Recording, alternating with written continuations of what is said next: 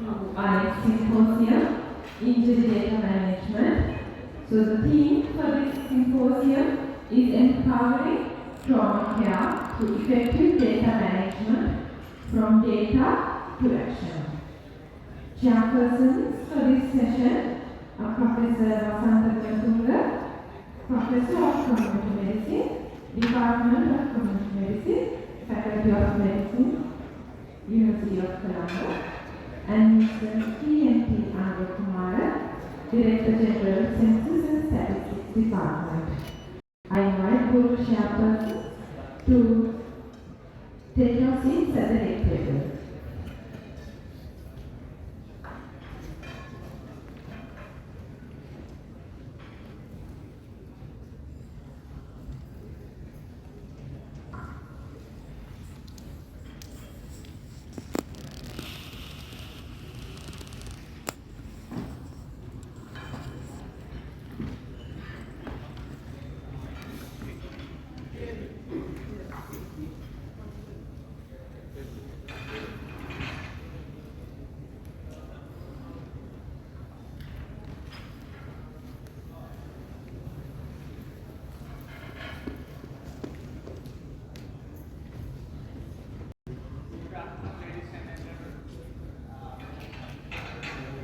Good afternoon, everybody.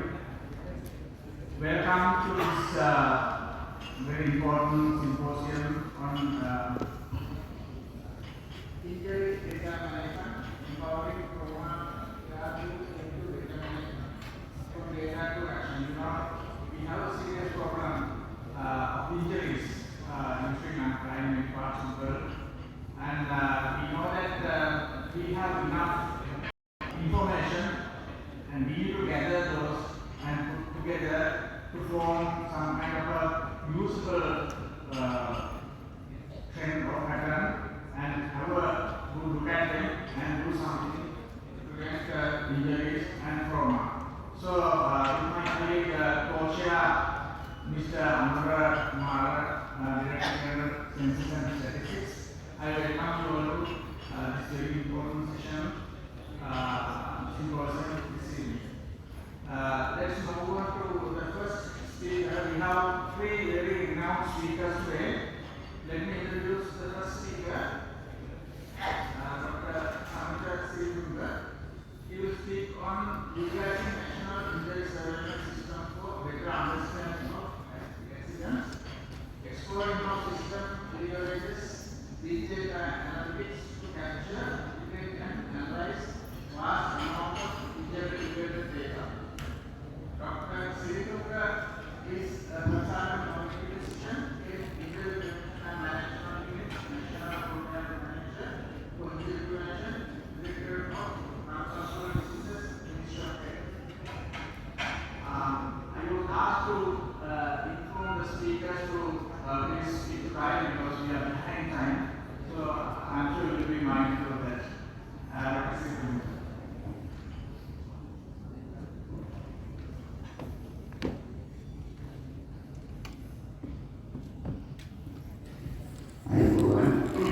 Thank you very much for giving this opportunity to talk about the national injury service system in Sri Lanka. This is the perspective of national injury service system. This is what we are doing and how we can utilize national injury service system for better understanding of accidents. The objectives of the surveillance, I think this summarizes everything. Basically, it's for the identification of injury burden, prioritize the problems, identify prevention strategies, develop intervention plans, implement plans, and develop the plan. This is the basic. We can add so many things to this one, but basically, the objectives of the injury surveillance can be for this one. And where we were before 2016, actually, considering Sri Lanka, we didn't have a proper injury surveillance system. We obtain data from different sources, maybe primary or secondary sources. Some of them were not complete and not up to date, available at different places, complicated, and sometimes gives data according to ICD codes because those are very complicated because nobody usually normal people cannot understand these IC codes. And given only specific information, something only on road traffic accidents, sometimes only on drowning and so many things. But it doesn't give, sometimes it doesn't give a comprehensive idea about the injuries. Therefore, there is no adequate and detailed idea of the injuries. Therefore, as the National Focal Point of Injury Prevention with the Ministry of Health, Directorate of LC, not only diseases, started implemented National Injury Surveillance System, in short we call it as NIS, in 2016, and then now it's as a central hospital surveillance, that is out of more than 1,300 hospitals. For this one, except in very few districts, we have almost all secondary and tertiary institutions are conducting this injury surveillance system at the moment. That we have identified main four components in the injury surveillance system. That is, we are collecting anybody who is treated as an outpatient and inpatient. Those are collected. The information is collected from all these stations. And if a death is reported, that's again the other one is injury death surveillance. If any death should be reported or notified to the system, and recently we reintroduced the investigation really to get down more and more idea about the injuries. The other one is, final one is injury transfer surveillance, because we wanted to know the reasons for transfer, because basically the transferring patient from one hospital to other hospital is basically because of not having the services or not having services to care the needs of that particular patient. Therefore, we started injury transfer surveillance to identify the service gap. This is the main data collection form, it is called H58. There we collect all the basic information about the injury and the victim. Then it gives the basic information of the victim, the address of the place of the accident and the involvement, date and time of injury, type or the mechanism of the injury, place of occurrence of the injury, activity done at the time of injury, intention, body injury affected, nature of the injury, evidence of alcohol and substance use, disability at the time of accident and tertiary care, and finally outcome of the injury. Those are the things that we collected. Collect 2 is HL51, 58. This is the main injury collection data. Therefore, for injury information, for a notification, we usually use this one. It collects some basic information of the victim, date of the injury as well as the time, date of the death, address of place of the accident and the relevant information, type of it, and intention of it, and what is the mechanism of the injury. For that one, for investigations, we recently introduced this part. Institutional death investigation report. It gives in detail account of the victim, details related to the injury, details related to the pre-hospital care, details related to the death, intention of the injury, bodily injuries affected, details related to hospital management, and conclusions and recommendations. The investigation and review is not only conducted by the hospitals, it is done by both hospitals and the institutions. Therefore, the investigation part is done by the hospitals as well as the innovators. Therefore, we prepare another data collection form for field, that is innovators. It gives only a very simple things like details of the victim, details of the place of occurrence, what type of environment they are at that place, details related to the pre-hospital care, factors contributed including first aid, factors contributed to the accident, and then what are the conclusions and recommendations. In the transfer surveillance, we basically collect information of the victim, type of the injury, and details and reasons for the transfer. We usually use 2 systems, web-based system to enter data. That is one thing is DFIS2 and the other one is EIMR. This is what is called International Injury Surveillance. DHIS2 and this is how we get down information to EIMR. This is the dashboard for DHI student. This is what the things that we can obtain into that one. And finally, we can download a vast amount of data, individual data, as an Excel sheet. This is actually now in past few years through in the server system.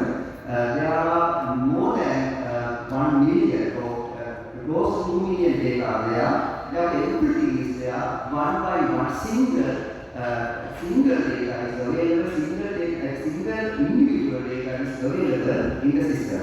It is there in the Excel sheets, and this can be further analyzed using Excel law. If we want to further analyze using in-depth analysis, we can use some statistical packages like FTSS. Now, how do we understand the accidents, and that is our question. How can we can correlate this one with so many? For an example, if consider say for a road traffic accident, say we can get down to the total number of road traffic accidents, poisoning, drowning cases, and we identified around 23 different types of injuries that are relevant to Sri Lanka, and basically we can correlate all these things with at what time those happen, and what are the places, what is the motivation, what were the activities done at the time of injury, and what were the intentions, whether it is intentional or unintentional, what was the body affected, what was the nature, and whether there is an evidence of alcohol use and substance use with that particular injury, disability at the time of discharge, whether these patients were referred for tertiary care, outcome, those vast, though these are basic things, but this is the descriptive one. We can utilize all these things for our planning, but we can see that it doesn't give much about pre-hospital care per se. That's why we wanted to start death investigation, because investigating all the injuries is not practical, because we are dealing with millions. Therefore, we wanted to showcase that one. Therefore, we identified to investigate in the deaths and in the deaths, because it is less than it is around 10,000 to 12,000.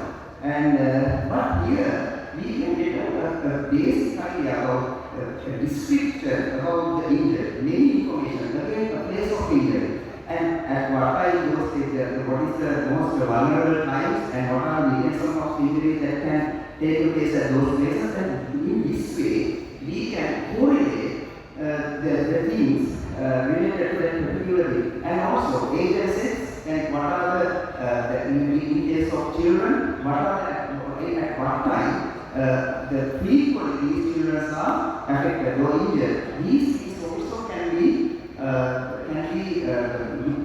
seen or analyzed through this system. Therefore, for an example, this I have taken from our India 2020 report. Now, for an example, according to the reported data 2020, number of patients days 0, that is, the patient is discharged on the same day. It is about 47%. One day, that is next day, that is today admitted, next day discharged, that is about 29%, like that. And who are the patients discharged 0 day, that is same day, that is individualized.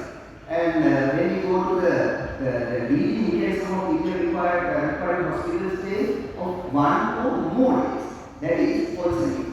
Therefore, according to the system, we can say that the hospital also can have some kind of idea about the total number of patients, total number of patient days for that particular type of injury.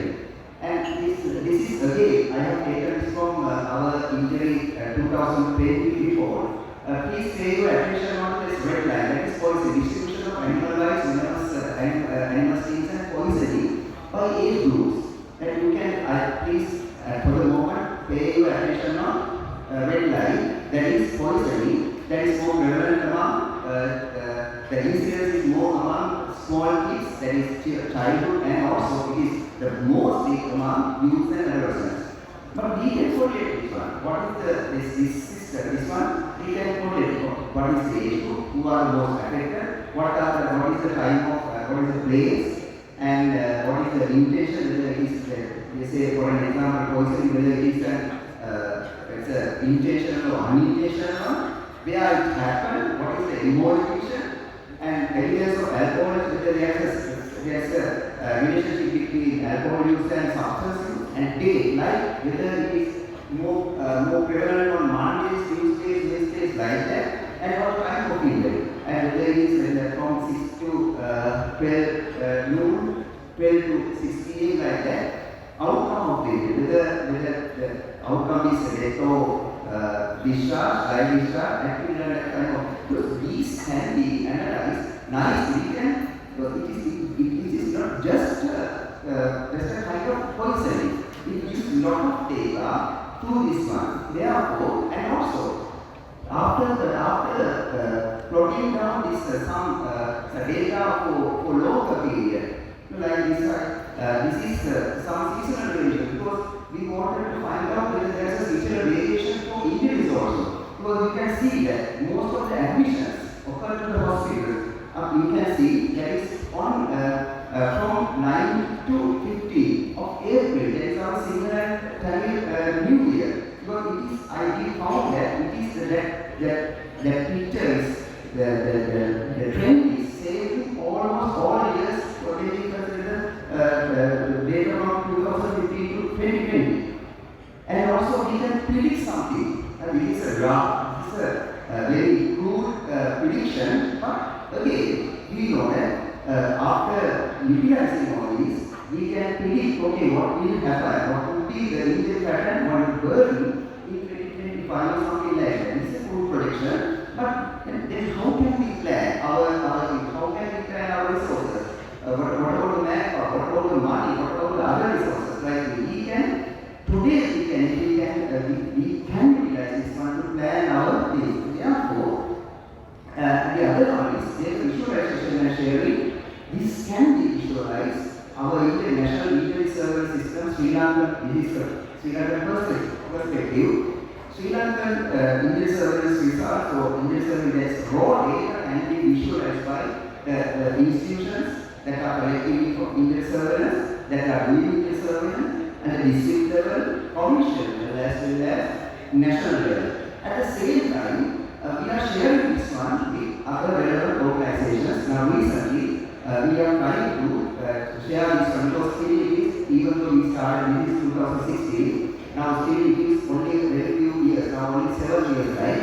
Now we are trying to share this one with the medical professionals because they also have a very big role in preventing injuries. Therefore, in conclusion, injury surveillance, we can address all these, or we can achieve all these objectives after utilizing all these. Therefore, earlier project can be analyzed in different ways to get a comprehensive idea about the accidental injuries and also planning, evaluation of the plan and replan. Therefore, today, based on this one, we developed our injury prevention multi-sectoral action plan, because there we prioritize the injuries, we identify risk factors as much as possible, we discuss with other sectors, and we utilize not only national injury service system data, but also we utilize Sri Lanka police and other stakeholders, the data that are collected to those stakeholders, and after utilizing all these, we were able to develop Sri Lanka, the first national injury prevention multi-sectoral action plan. Therefore, we utilize them. There we identify we describe the injuries in many different ways. This is how can we utilize national injury surveillance. It's a big data.